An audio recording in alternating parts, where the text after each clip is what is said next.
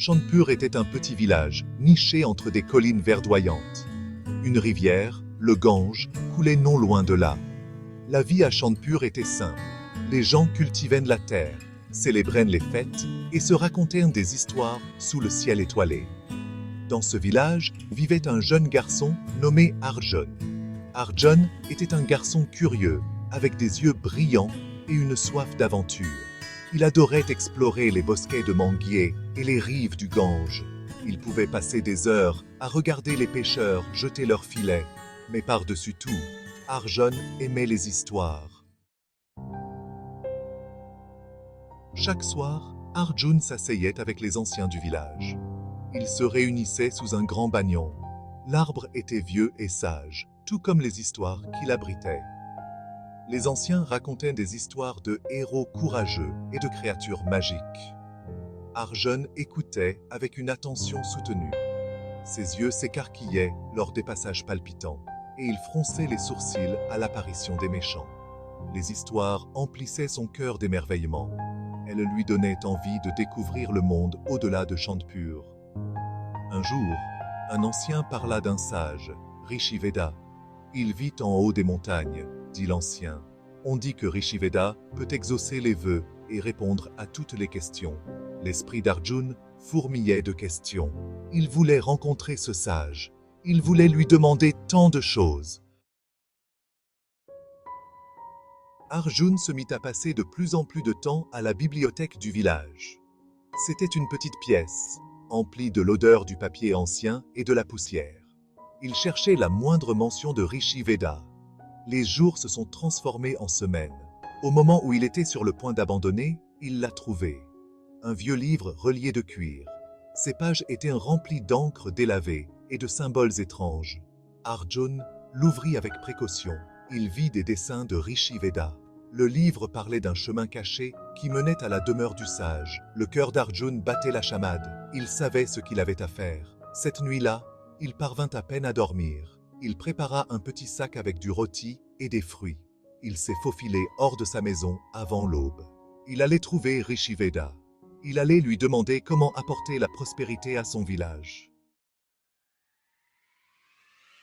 Section 4. Un voyage commence à l'aube. La brume matinale enveloppait les champs lorsqu'Arjun quitta Chandpur. Il marchait d'un pas déterminé.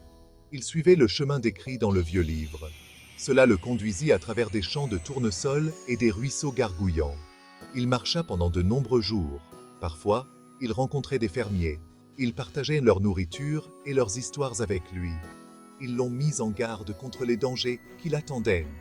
Ils parlaient d'animaux sauvages et de chemins dangereux. Mais Arjun continua. Il était animé par son désir d'aider son village. Il était également curieux. Il voulait voir le monde de ses propres yeux. Il voulait faire l'expérience de tout ce que la vie avait à offrir. Le livre avait dit la vérité. Le chemin était effectivement difficile. Chapitre 5. Le chemin sinueux et le voyageur fatigué. Le chemin est devenu plus raide. L'air se refroidit. Arjun frissonna. Il n'avait jamais été aussi haut dans les montagnes. Sa couche chaude et la cuisine de sa mère lui manquaient. Un soir, il rencontra un groupe de bergers. Ils étaient blottis autour d'un feu. Leurs visages étaient burinés par le vent et le soleil. Ils accueillirent Arjun chaleureusement. Ils partagèrent avec lui leur simple repas de riz et de lentilles. En mangeant, ils lui racontèrent des histoires de leur vie. Ils ont parlé des défis de la vie dans les montagnes. Ils ont également parlé de la beauté qu'ils ont trouvée dans la nature. Ils lui ont parlé des aigles planant au-dessus et des cerfs qui paissaient dans les prairies. Arjun écoutait attentivement. Il réalisa que la sagesse pouvait se trouver dans les endroits les plus inattendus. Ce n'était pas seulement dans les livres ou chez les sages. C'était dans la vie des gens ordinaires.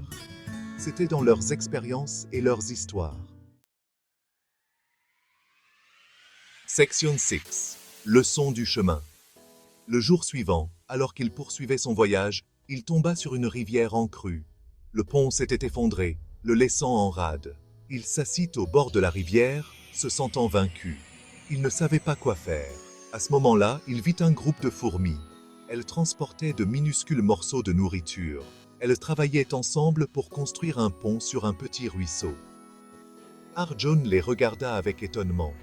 Il réalisa que même les plus petites créatures pouvaient accomplir de grandes choses si elles travaillaient ensemble. Il ramassa une grosse pierre et commença à construire un petit barrage. Il travailla sans relâche et bientôt, le niveau de l'eau fut suffisamment bas pour qu'il puisse traverser. En poursuivant son voyage, il emporta les leçons qu'il avait apprises. Il a appris l'importance de la persévérance. Il a appris le pouvoir de l'observation.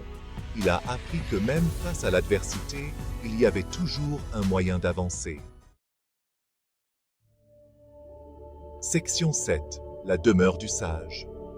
Finalement, après des semaines de voyage, Arjun atteignit une clairière.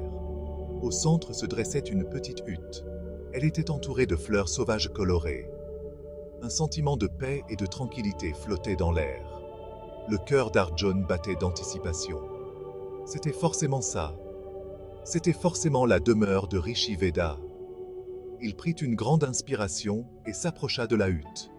Il frappa doucement à la porte en bois. La porte s'ouvrit en grinçant. Un vieil homme aux yeux bienveillants et à la longue barbe blanche se tenait devant lui. Il portait de simples robes safran. Son visage affichait un sourire bienveillant. « Bienvenue, Arjun, » dit l'homme. « Je t'attendais. » Arjun fut pris de court. « Vous connaissez mon nom ?» L'homme rit doucement. « Bien sûr que oui. Je sais aussi pourquoi tu es ici. Tu cherches la sagesse. Tu cherches à aider ton village. » Arjun avait trouvé Rishi Veda.